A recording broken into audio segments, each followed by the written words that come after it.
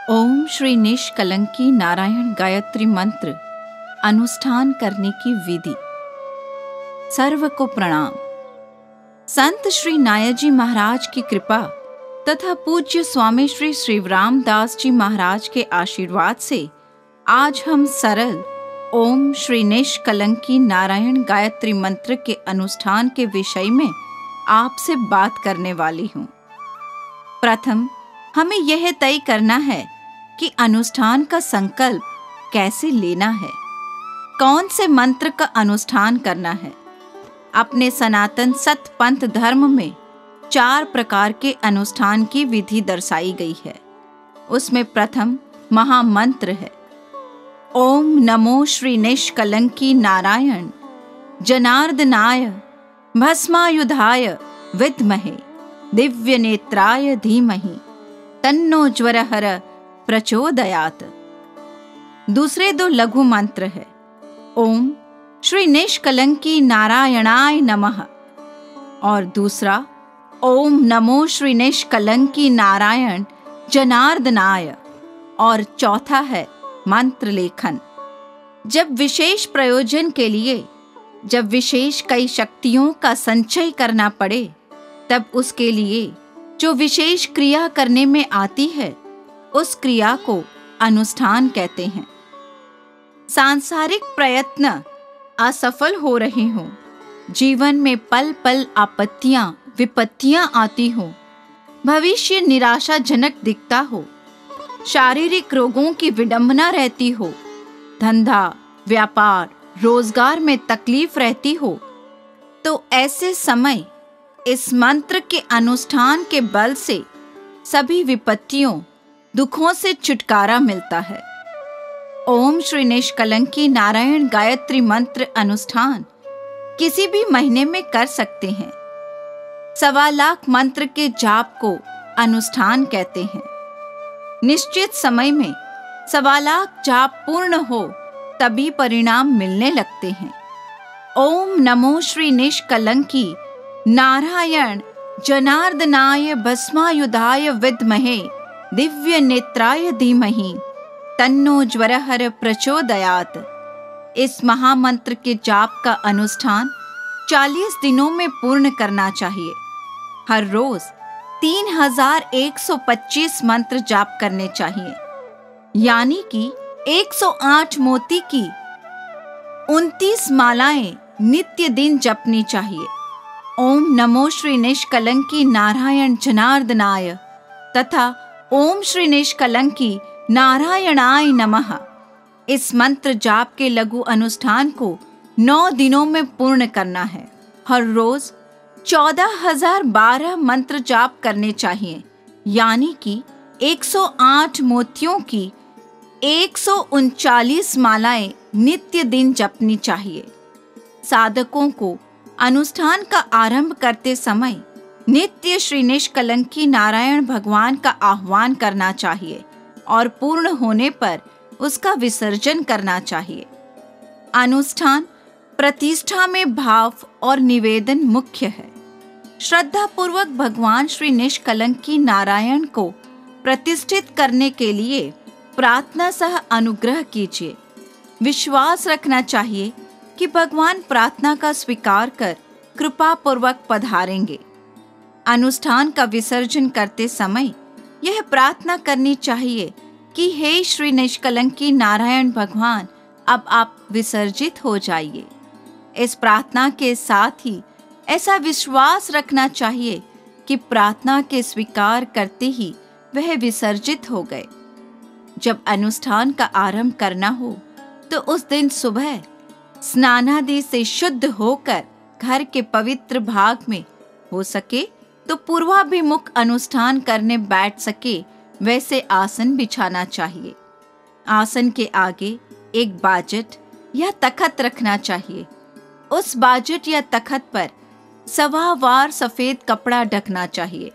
कपड़े से ढके हुए बाजट या तखत के बीच के भाग में 1.25 सेर यानी 600 ग्राम गेहूं रखने चाहिए। गेहूं के ऊपर जल से भरा हुआ तांबे का कलश रखना चाहिए। कलश यानी विष्णु भगवान का प्रतीक है। कलश के बाजू में श्री निष्कलंकी नारायण भगवान का फोटो रखना चाहिए। बाद में कलश के ऊपर आम के पत्तों या आसोपालव के पान के साथ चला बांधकर श्रीफल रखना चाहिए। श्रीफल महालक्ष्मी का प्रतीक है। कलश के आगे के भाग में 9 छोटे छोटे चावल के ढेर जो 9 ग्रहों के आसन रूपी करने चाहिए। उन्हीं चावल के ढेरों पर 9 ग्रह स्वरूप 9 सुपारियों को रखना चाहिए। बाद में दूसरी लाइन में चावलों की 9 छोटी छोटी ढेर नवदुर्गा के आसन स्वरूप करनी चाहिए। इन 9 चावल के ढेरों पर 9 पतीलियां नवदुर्गा के रूप में रखनी चाहिए। 25 पैसे न हो तो 1 रुपये का सिक्का चल सकता है। बाजट या तखत के आगे के भाग में जाप का आसन बिछाना है। जब तक अनुष्ठान के 1.25 लाख जाप पूरे न हो तब तक आसन का उत्थापन नहीं करना चाहिए। हर रोज सुबह ब्रह्म मुहूर्त में स्नानादि की क्रिया के बाद ही जप की शुरुआत करने से पहले घी का दिया जलाकर अगरबत्ती करनी चाहिए। हर रोज सुबह कलश, श्रीफल, 9 सुपारी, 9 पतीलियों को चंदन का तिलक कर पुष्प की 1-1 पंखुड़ी चढ़ाकर पूजन करना चाहिए। बाद में देवों को जिस हेतु से या तकलीफ के लिए अनुष्ठान करा हो उसे हाथ जोड़ प्रार्थना करते करते कह देना चाहिए। 1.25 लाख जाप पूरे न हो तब तक जाप करने वाले को ब्रह्मचर्य का पूर्ण पालन करना चाहिए। 1.25 लाख जाप यानी 108 माला के 1250 माला पूरी करना।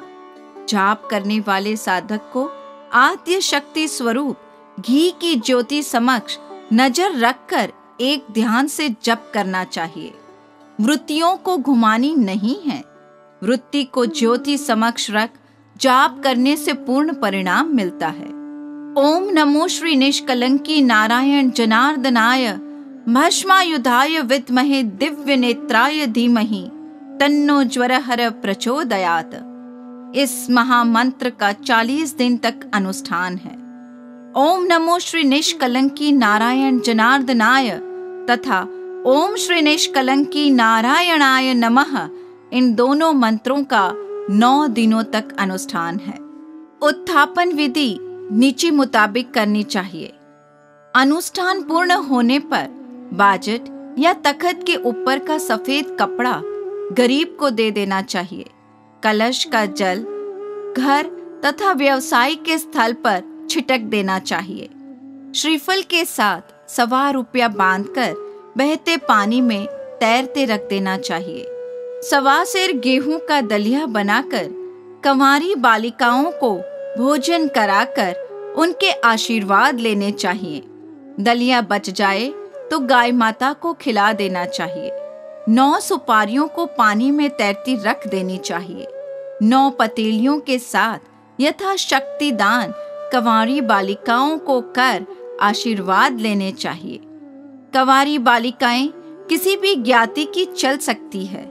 चावलों के ढेर चिड़ियों को दाने के रूप में देने चाहिए।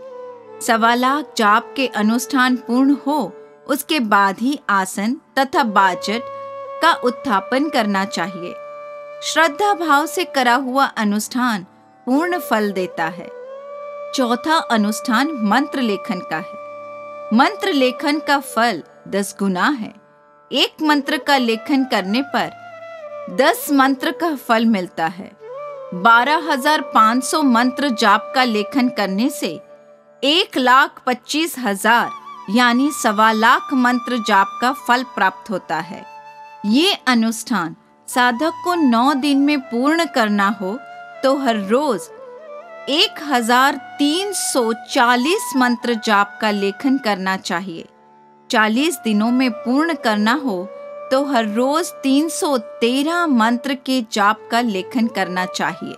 अनुष्ठान द्वारा आप सभी की मनोकामना पूर्ण हो, वही परमात्मा से प्रार्थना।